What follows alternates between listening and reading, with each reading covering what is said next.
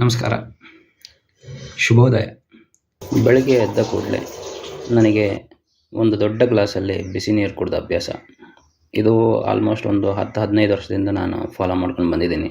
ನನಗೇನೋ ಇದರಲ್ಲೊಂದು ಬೆನಿಫಿಟ್ ಅಂತ ಸಿಗುತ್ತೆ, ಹೆಲ್ತ್ ಬೆನಿಫಿಟ್. ನೀವು ಕೂಡ ಆದರೆ ಫಾಲೋ ಮಾಡಿ.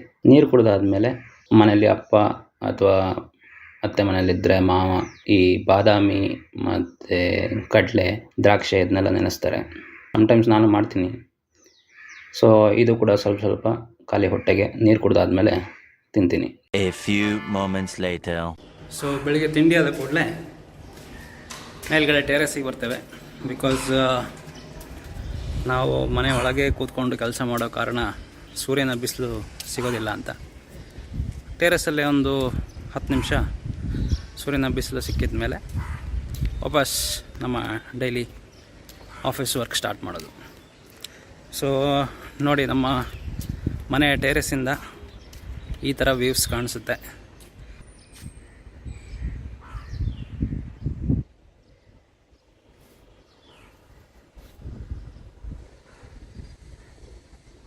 ಅಲ್ಲೆಲ್ಲ ದೊಡ್ಡ ದೊಡ್ಡ ಬಿಲ್ಡಿಂಗ್ಸ್ ಕಾಣಿಸ್ತಾ ಇರ್ಬೋದು ನಿಮಗೆ, ಎಲ್ಲ ಅಪಾರ್ಟ್ಮೆಂಟ್ಗಳೇ.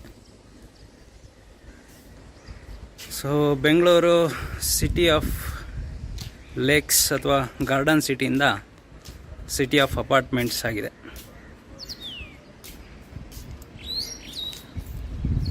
ನಿಮಗೆ ಅಲ್ಲಿ ಕಾಣಿಸ್ತಾ ಇರೋದು the famous Varthur lake.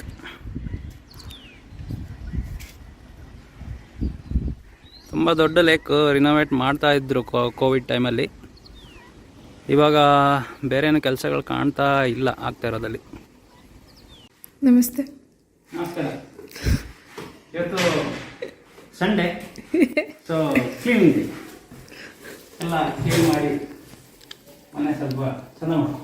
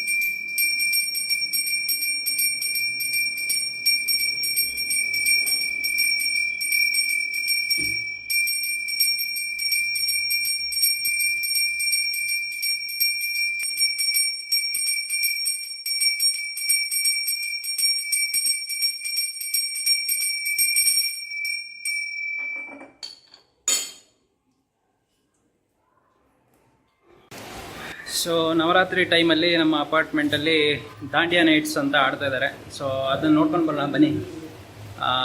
ಕಾಪರೇಟೆಡ್ music ಇದ್ದರೆ ಫಾಸ್ಟ್ ಫಾರ್ವರ್ಡ್ ಮಾಡ್ತೀನಿ, ಡ್ಯಾನ್ಸ್ ನೋಡಿದ್ದೀನಿ.